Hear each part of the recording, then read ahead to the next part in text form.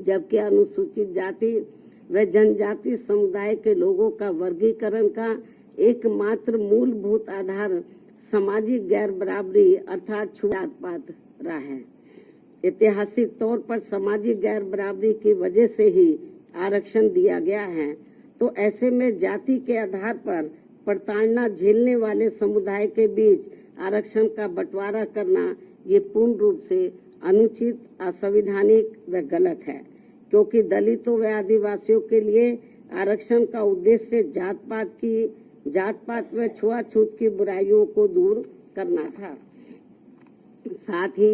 दिनांक 1 अगस्त 2024 के माननीय सुप्रीम कोर्ट के निर्णय अनुसार अब राज्य सरकारें अनुसूचित जाति व जनजाति का उप वर्गीकरण कर सकते हैं, जो कि असंवैधानिक है एवं उचित नहीं है। इतना ही नहीं बल्कि अनुसूचित जाति एवं जनजाति समुदाय का उप वर्गीकरण जिसे माननीय सुप्रीम कोर्ट ने अनुमति दे दी है, इसे अब राजनीतिक दलों द्वारा राजनीतिक हथियार के रूप में उपयोग किया जाएगा।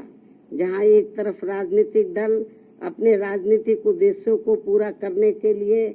कुछ अनुसूचित जाति व जनजाति वर्गों को हाशिए पर धकेल देंगे और उनके लिए पक्षपात का माहौल बनाकर अपना उद्देश्य पूरा करेंगे, तो वहीं दूसरी तरफ अनुसूचित जाति एवं जनजाति के इस उप वर्गीकरण के कारण काफी पद रिक्त रह जाएंगे और आगे चलकर फिर उन पदों के अनारक्षित श्रेणी में तब्दीली हो जाने की प्रबल संभावनाएं होंगी। अतः जिस मुख्य उद्देश्य के लिए परम पूज्य बाबा साहब डॉक्टर भीमराव अंबेडकर ने संविधान के तहत अनुसूचित जाति एवं जनजाति वर्ग को आरक्षण दिया था, उसे अब एक प्रकार से प्रभावहीन बना दिया जाएगा, अर्थात खत्म कर दिया जाएगा। वैसे भी खासकर बीजेपी, कांग्रेस व समाजवादी पार्टी आदि हमेशा से ही एसटी वर्गों को मिल रहे आरक्षण के विरुद्ध रहे हैं और इसलिए इनके वकीलों ने उप वर्गीकरण की काफी जोरदारी से कोर्ट के सामने अपनी दलीलें भी रखी हैं और इसे खत्म करने की सिफारिश में ये पार्टियां हमेशा प्रयासरत रहती हैं। समाजवादी पार्टी ने तो संसद के भीतर ही पदोन्नति में आरक्षण संबंधी बिल को ही बीजेपी और कांग्रेस की मिली भगत से फाड़ दिया था, जिसे आज तक केंद्र सरकार संसद में दोबारा नहीं ला सकी है, जिसकी वजह से माननीय सुप्रीम कोर्ट के नागराज के निर्णय एससी व एसटी कर्मचारियों को पदोन्नति में आरक्षण संबंधी लाभ से वंचित रहना पड़ा है तथा अब इसी प्रकार से इस नए निर्णय दिनांक 1 अगस्त 2024 के तहत अंत में हमेशा के लिए ही इन वर्गों को आरक्षण से वंचित होगा और इससे फिर बीजेपी, कांग्रेस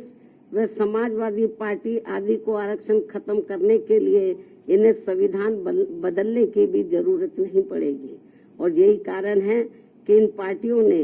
केंद्र सरकार व राज्य सरकारों की तरफ से